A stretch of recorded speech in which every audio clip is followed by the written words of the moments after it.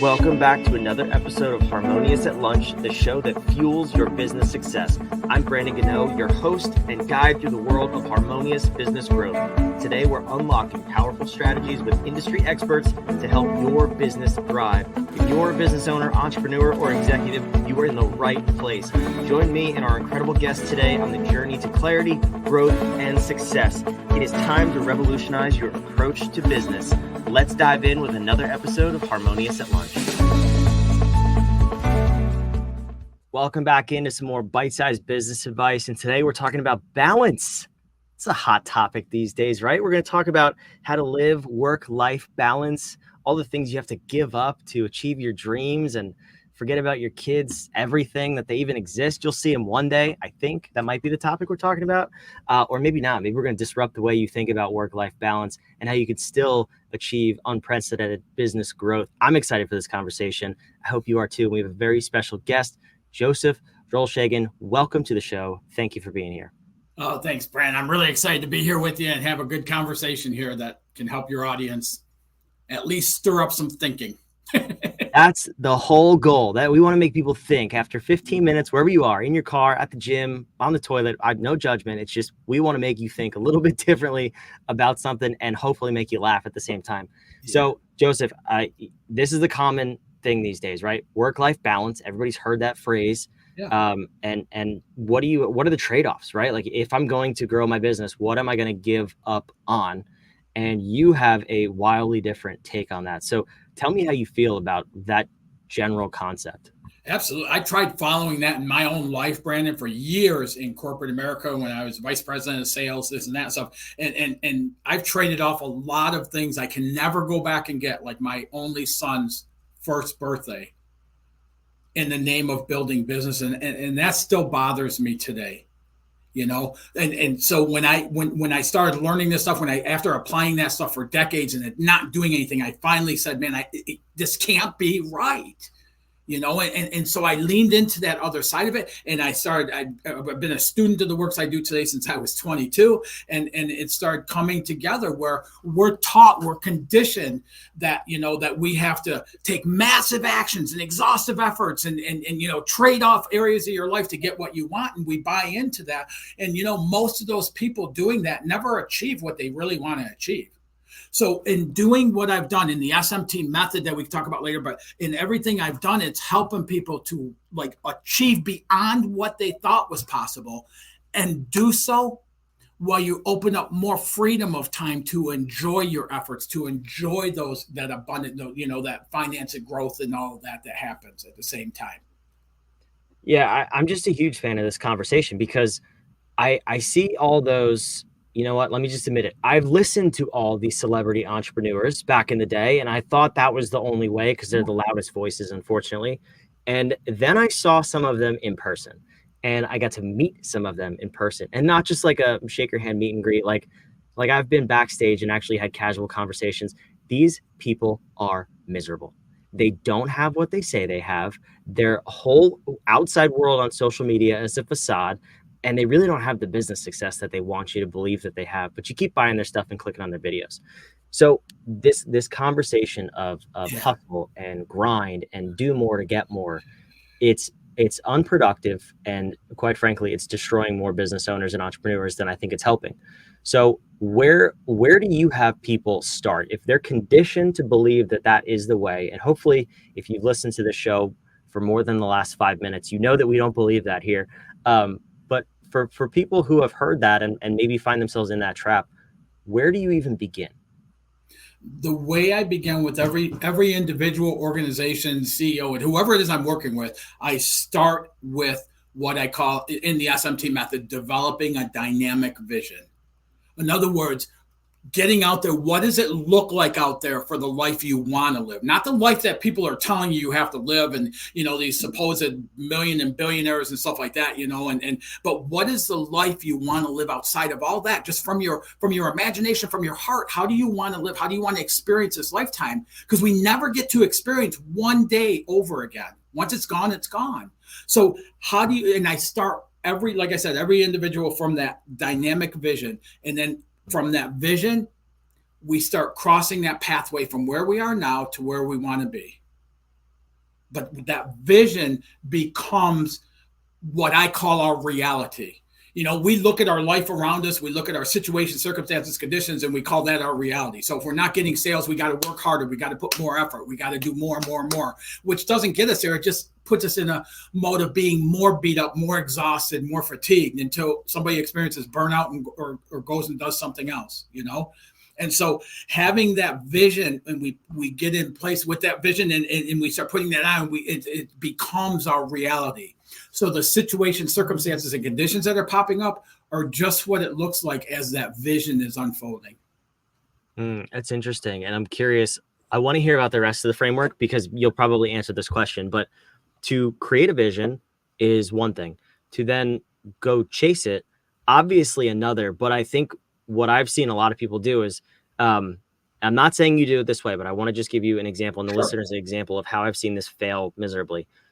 You go to a Tony Robbins event or something like that. You close your eyes and you do this beautiful thing and you imagine your dream vision, and then you leave the event and they don't really equip you with the tools of how to build that bridge, of how to get there. So the execution, I'm a fractional COO. I'm all about execution because I think that's the most important thing. It doesn't matter what you want. How are you going to get it? Yes. So how do you help people build that bridge and connect the dots of, okay, vision, compelling vision in the future. I want it. What's my first step? So talk me through building that bridge. And that's a big part of what the SMT method is. It's not closing your eyes and imagining something for a few minutes and then, it's about really diving in. There's a whole roadmap to take people through developing that dynamic vision. And it covers all areas of our life. It's not just that I'm making, $5 million or $25 million or $150 million this year. It's, how's my health and well-being? How are my relationships? How's my time and money freedom? It ties the whole thing into a vision. And so we have the roadmap. I have the road mapping tools to take people through developing that vision. And ultimately what we're doing, all the stuff that people tell us and everything else is stored in what I call our subconscious, is motherboard in our subconscious. And that motherboard is what triggers the brain waves to the actions we take or don't take. So when we hear from everybody, you got to take massive actions, all that stuff. And I know it's going beyond what you asked, but when I think it has to be explained here is when we're buying into believing all of that garbage that people are telling us, then our brain waves to take the actions to get where we want to be aren't being triggered. Or if they are, it brings up fear, it brings up uncomfortableness, it brings up, and to get to where we want to get to, we cannot take common actions. We have to do things we're not used to doing in order to get results we're not used to getting. So it's really about opening it up. And I'll tell you something, Brandon, when I get somebody and they get their vision, and it's a whole week process we take to build that vision. When they got that vision, man, there's so much excitement sparking through that person. And then all I have to do is help them to understand what the subconscious conditioning is going on. And then as we identify that that's causing limitation, we shift that. And then shifting that, we start we start seeing that vision start opening up. Now, we can't sit on the couch with a bag of potato chips and expect to get from here to, multi-millionaire doing it and stuff. There's some actions we need to take. But we take actions that are in line with the vision, not in line with our beliefs and what we've been told and all of that. And so it brings different results. That's interesting because if you're so you create a vision technically with your current belief system, and then you have to take actions that are outside of your current beliefs. How do you do, like, what's the proper way to create a vision? Do you stretch people beyond their current beliefs, or what does that part look like? Yeah. And I'll give you an example of that, but yeah. It's not creating it from that. We have to get outside. Even in developing the vision, we have to, it'll bump into those patterns, paradigm, belief systems so that we can shift them even in the development phase of it. So now we're already starting to shift those things. And yeah, every client that I work with, I have a client, one in particular. I mean, I've worked with almost 1,000 clients over the past decade who have all had similar results or greater than the example I'm going to share. But I had one person come to me that was doing, in 13-year high, they were doing $7.5 million in revenue in their business. When we did their vision, they said, I just want to get to $10 million. I want to get to $10 million. If I can get to $10 million, that this will all be worth it and everything else. So I got them to boost that a little bit and building their belief and the possibility of it for them and stuff, opening up the mindset. And in doing so, we got to $12 million. And do you know within 12 calendar months, that person almost toppled over $23 million in revenue and has been maintaining that for over 6 years now at that level, kind of gradual type of growth from there. But that I've had wholesale companies that were doing $300,000 a year. Same type of thing. He wanted to get to $500,000. I got him up to $650,000 through building that belief and everything else. He ended up doing $3 million in 12 months from that. And now he's going to, and now he's going to $5 million. All right. Why is that? You gotta unpack this for me, because it's one thing to build a vision and then buy in and believe it. But is there a little bit of validation that comes from saying, whoa, I did that, maybe more is possible? Like what goes from 600 to 3 million or 12.5 to 23 million just in 1 year? Because some would say that's impossible growth. I know. Realistically, it's not. But for them, 6 months earlier, it technically was. So what was that shift that happened? It was. And that's what a lot of people I come across will say, that's BS, man. That's not realistic. And they're absolutely right. The results I want my clients to achieve are unrealistic results. They're beyond what they even thought possible. So the reason I do that with helping them go from like that, 10 to $12 million on the seven, on the one person, is because if I can get them to spark them, and I feel like I'm so passionate about what I do that I know the only limitations we ever experience are what's in our mind, conscious and subconscious mind. And our subconscious is what directs the actions we take. So if I can get them to spark that, if I can get them to start seeing the $10 million, and then I can get them to extend that a little bit to $12 million, that opens up a bigger belief for them. When I do that, we've already shifted some of those patterns, paradigms, and adjusted for those and stuff that have come up to get to that 10. And then again, when we go to 12, that it starts opening it up, and all of a sudden they start seeing the flow of it happening. And in doing so, that's how it goes. I mean, my clients achieve results that I am like baffled with, like, oh my God, like I never, like the $23 million when they were over 22 million, I was like, they were 20 million and still had a whole nother quarter to the year left. And I was like, this is like more powerful than I even thought, but that's what it is it's that process. It's not where you just close your eyes and go, okay, I'm a billionaire, and open your eyes and all of a sudden everything is there. It's getting the mindset, the conscious and subconscious mindset into alignment with what we want. And then it's in the subconscious, it's building a bigger belief. Now, once we have the vision, we start stepping into that vision, we start,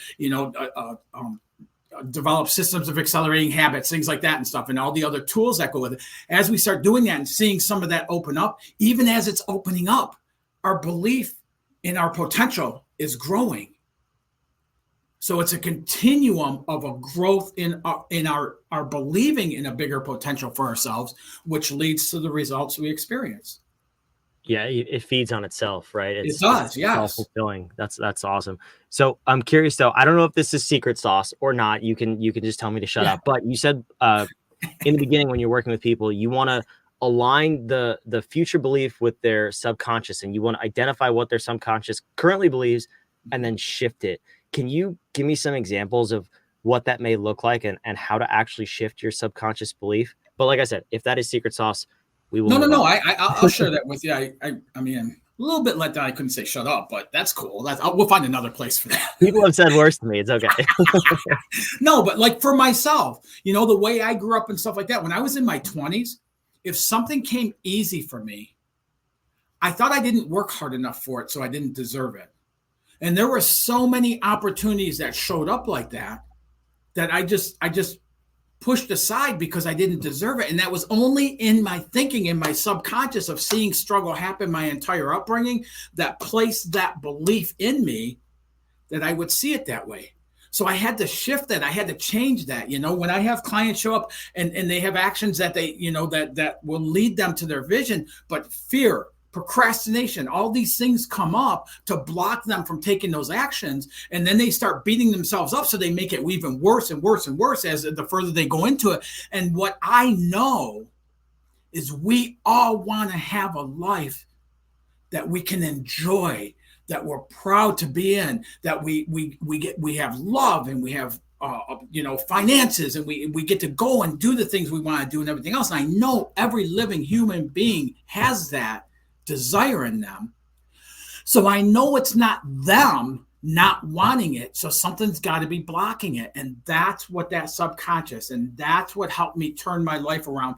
And really, as we open up that vision, as we see those things happen, all of a sudden we start realizing things just start coming. We call them out of the blue, or coincidences, or whatever we want to call it. But in living this way, we actually can live by the design of those coincidences happening over and over and over, or those out of the blue moments, where when we're living in struggle, when we're living in lack, when we're living by those beliefs, there's nothing we can do. They're going by us all day, but we're just not noticing them. And another instance I'll give you is when I'm talking to somebody about working with them and their struggles and everything else. I want them to get to know me and everything else, but then I'm trying to get to know them too and decide, is this somebody I can help? And somebody who's got a locked mindset, who belief system, everything else, they're just locked and nothing else is even possible for them. That isn't somebody I can help. But if somebody comes to me and says, man, I'm tired of struggling and I don't know what to do anymore, that would be somebody I'd be able to help. And so I do a lot of talking with potential clients at the beginning about an open mindset. And an open mindset isn't that I don't know anything. It's I know a lot, but what can I take to this and add to what I already know to bring about change? I love that. Yeah, I'll take that person every day of the week. I think we got a little off track as far as the having balance in your life, but this has been a much better conversation. But I am curious to bring that kind of back around full circle. So it's really not off track. All of this makes complete sense as far as growing your business.